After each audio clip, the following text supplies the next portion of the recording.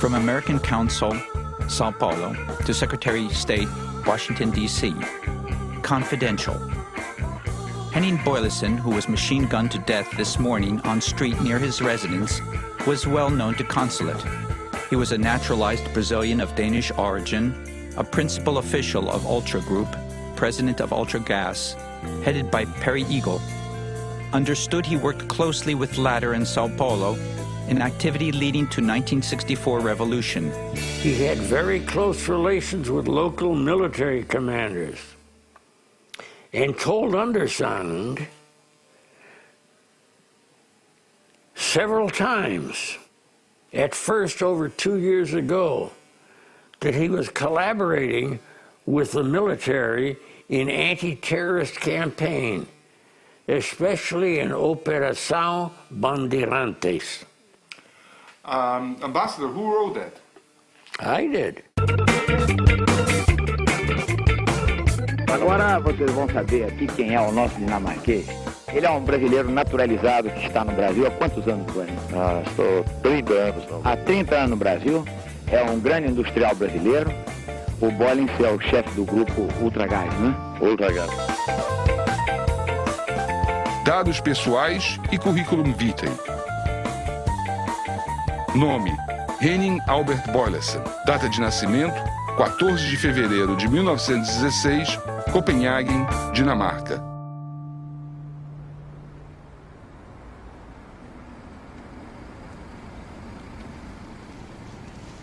Here I have a census telling us something about Henning Boyleson's family. I can see that his father, Albert Johan Boylesen, was born in 1884 and that he was employed in building construction as an ordinary painter. They were living at CT Barfodsvej at Frederiksberg. The building was originally built for people which don't have apartments. The apartments were very small. So the life in the apartment with the father and mother and the many children has been very narrow. As dificuldades de infância seriam, segundo ele, responsáveis pela sua vontade férrea de vencer, competindo livremente.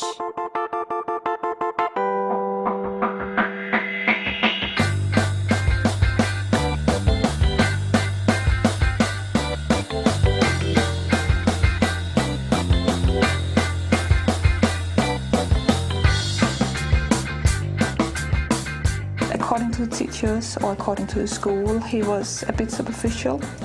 He was, he was not doing his schoolwork, he was a bit lazy, and he was forgetful. Enquanto lutou boxe, cuidava da saúde como se fosse um profissional.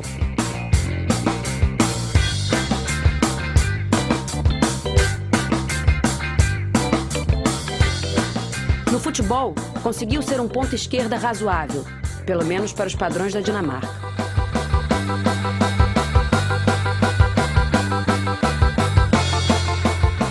Foi quase sempre o primeiro aluno da classe. Well, most of his grades are below average, including his grades in English, German, math. Some of his grades are above average. First of all, if you can look at it here, in sports, in woodwork. But the main part of them are below average.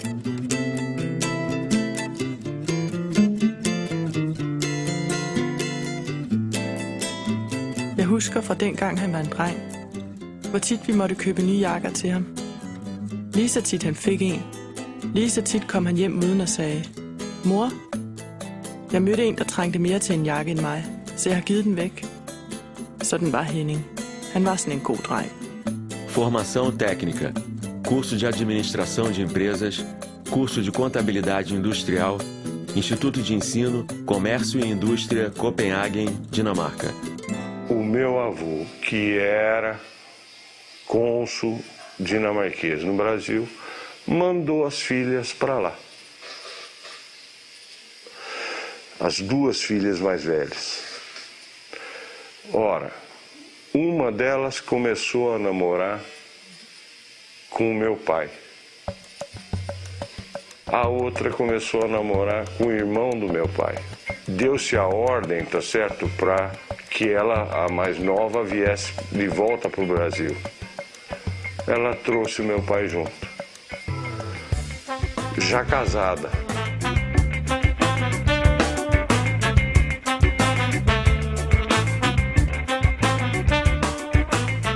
O navio chegou ao Rio trazendo o rapaz de 22 anos com 500 mil réis em cada bolso.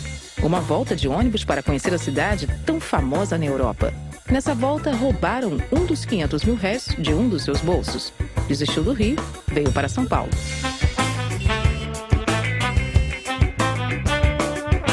Os paulistanos gostam de ir à noite e dançar um samba no seu clube entre amigos.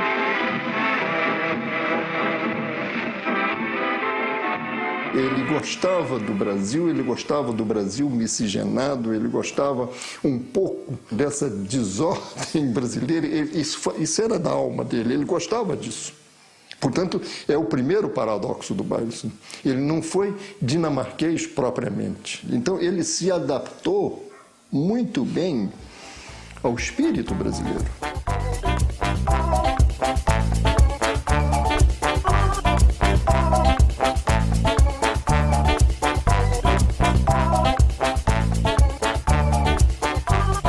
A simpatia dele era extraordinária.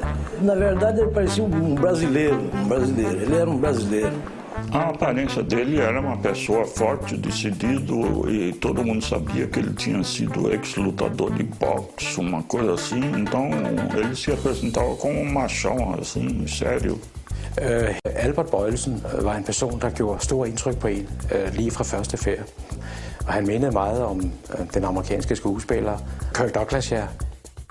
Ja, han var jo en flot fyr, og en meget dygtig mand, og vel også en meget idealistisk mand, når det drejede sig om hans politiske synspunkter og hans arbejde. E o Boyleson era uma figura boa, agradável, simpática, falante, extrovertido, gostoso. Um empresário que havia trocado a Dinamarca pelo Brasil, um homem que havia criado um centro de integração entre a empresa e a escola, um homem que, em função de ter um filho com deficiência visual, tinha uma grande ação social junto a crianças e adolescentes, um apaixonado pelo Brasil, que gostava de futebol, de caipirinha, que ouvia Chico Buarque de Holanda. Ele era um cara muito bacana e pensava como a gente, né? Pensava como a gente. Então, quando pensa como a gente, sempre é uma certa afinidade. Han havde udstråling, han havde det, man kalder karisma. Når han kom ind i et lokale, så for at bruge en kliché, så fyldte han ligesom hele lokalet. Så forstummede samtalerne, så lyttede man til Henning. Så han havde, hvad vi kalder, en meget stærk naturlig myndighed og udstråling. O Boyleson que está na minha memória era o idealista. Era um homem puro e era um homem íntegro. En hård mand. Og en mand, som jeg tror, man ikke sådan blev venner med umiddelbart, men en respekteret mand. Cargos ou funções ocupadas. 1942-1950, chefe de contabilidade Firestone do Brasil. 1951-1952, diretor, administração e vendas, fábrica Dantop. 1952 até o presente, Companhia Ultragás. No Grupo Ultra, ele entrou na área de contabilidade e área econômica e terminou como presidente da empresa. He was a very prominent businessman with this Ultra Group, which was well known, of course. Para Henning, porém, mais importante fora conquistar a fraternal amizade de Peri Igel, com quem se sentia tão identificado quanto o próprio irmão de sangue. Metade da população brasileira usa gás de efeito. Metade. Quando você tem cerca de 50 milhões de pessoas são atendidas em suas casas com gás de efeito de petróleo. Pouca gente sabe. Pouca gente sabe. E a Ultragaz é a empresa líder no ramo, além de ser a pioneira. A companhia ia indo muito bem. E em 65, só na cidade de São Paulo se entregava 32 mil botijões de gás por dia. Ora, isso em 65. Nem imagina o que era um negócio desse. O Grupo Ultra dirige e controla cerca de 20 empresas. Opera no gás, opera no eletrodoméstico, opera na petroquímica. Eletrodoméstico é a Ultralar. Ultralar Eletrodoméstico.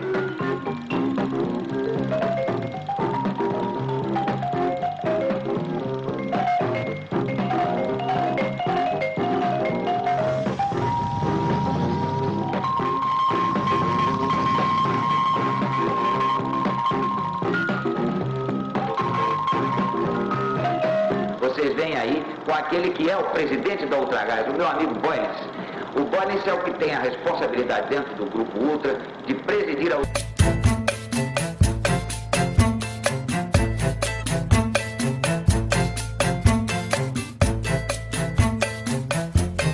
Ele fazia propaganda da miscigenação e até não só fazia propaganda, como inclusive ele ostentava, eu várias vezes vi, ele, por exemplo, gostava de mulatas, mas não era uma coisa escondida, era uma coisa efetivamente quase que oficial. Jamen, jeg blev hørt en masse forskellige ting, og jeg oplevede det også jo. Altså, det hed sig, at Henning havde 2 husstande. Henning havde en kone, som var på hans egen alder. Henning var på det tidspunkt først i 50'erne, 52-53. Og med hende havde han også et par børn. Men Henning havde så ligesom forladt den husstand og havde etableret sig i en ny husstand med en yngre kone. Jeg husker ikke, om han havde børn med hende. Men han var stadigvæk loyal med den første kone. Besøgte hende af og til og opretholdt hende økonomisk osv. E ele teve esse segundo Porto. Eu gosto de falar Porto porque não tira a graça e, ao mesmo tempo, não tira a oficialidade do primeiro Porto, que ele nunca se separou. Mas ele conheceu uma mulher que teve mais um filho dele. O futebol é o jogo predileto dos paulistas. Um estádio magnífico, como este de Pacaembu, pode comportar 80.000 torcedores entusiastas nos grandes dias de campeonato. Talvez começar a perder o jogo, ele já descia aquela porra lá e chegava essa divisória, tem aquelas grades de ferro assim, pulava por cima daquela bosta lá e já descia para dentro da geral. Você chegava e brigava com todo mundo? Ah, meu amigo, você podia, não demorava muito, já tinha aquele rolo formado. E se o Palmeiras continuasse perdendo, você já podia ir embora para Barra Funda que você ia encontrar ele lá. Você sabe o que eu digo da Barra Funda, a delegacia de Barra Funda. Porque ele ia preso.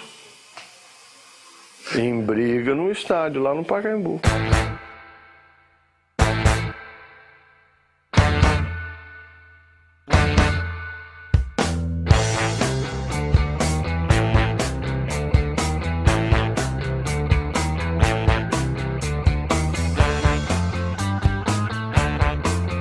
O presidente João Goulart, que defende com ardor as reformas de base, principalmente a reforma agrária, comparece à grande concentração popular e ali expõe os altos propósitos do seu governo nesse sentido.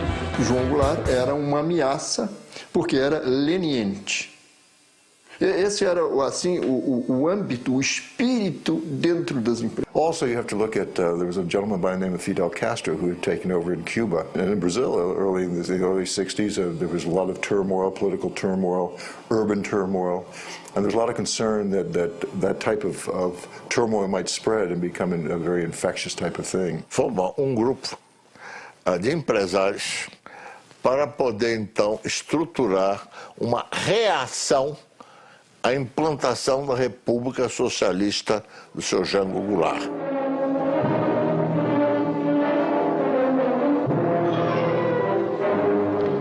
Aonde nos levarão as crises, o descalabro administrativo, a desordem? Aonde nos levará a omissão das chamadas elites? O tempo é pouco. O Brasil não pode esperar mais. Então, dentro das empresas, pensava-se assim, o empresário pensava assim, porque efetivamente ele temia a catástrofe. Ou seja, um governo comunista, ou que outro nome queira se dar. O Boyce, ele não gostava do comunismo mesmo. Ele deu a definição para ele o que seria um comunista. Quando jovem, quer aparecer. Quando adulto, ideal. Quando mais velho, burro. Og så mente han, at Brasilien skulle, hvad skal man sige, sådan, være et sted, hvor der ikke var kommunister. Det så han altså rødt, når han stod der. Comunista var han ikke klar.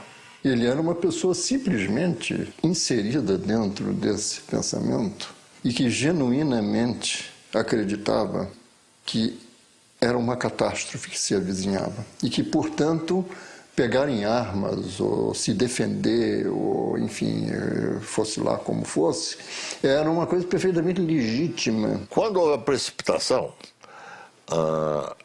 não houve tempo de sair do meu escritório. Então, todos se reuniram no meu escritório, inclusive Boyleson. E a maioria de nós, muito armado, né? Boyleson, por exemplo, tinha naquela ocasião, me lembro disso claramente, uma metralhadora que era uma arma muito moderna para a época. E as Forças Armadas, elas próprias, mais do que ameaçadas, foram chamadas, praticamente intimadas, a cumprir a missão que o momento lhes impunha. Restabelecendo a ordem e livrando o país dos trapos vermelhos que ameaçavam sufocá-lo.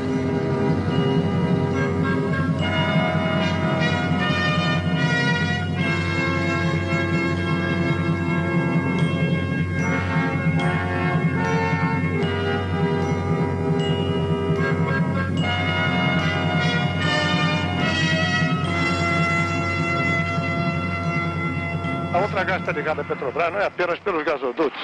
Ela está ligada à Petrobras praticamente em todo o seu programa. Ela consome o gás produzido na Petrobras. Ela está ligadíssima à Petrobras em toda a petroquímica.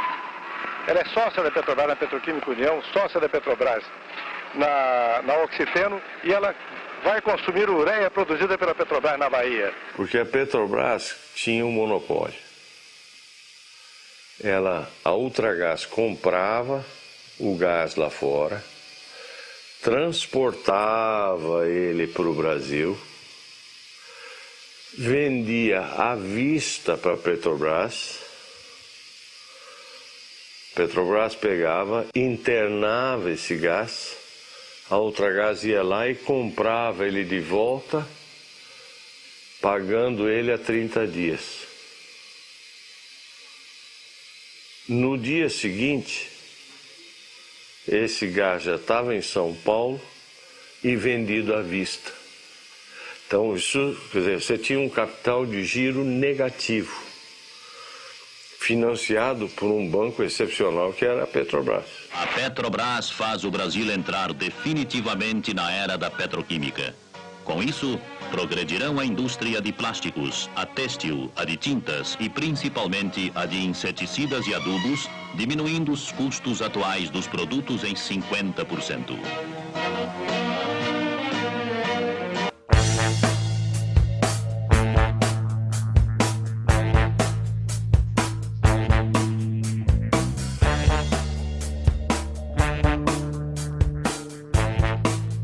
Mas a carreira dele no Grupo Ultra foi meteórica até chegar à presidência do grupo, e ele colocou isso muito a serviço de coisas boas, né? Foi diretor da Fiesp, foi diretor da Associação Comercial. Uma pessoa alegre, uma pessoa com muita vontade de fazer coisas boas para a empresa, para os funcionários. Olha, quando você fazia uma campanha ou qualquer coisa que se valha, que ele se engajava, ele conseguia associação de empresários e de coisas que era de se tirar o chapéu.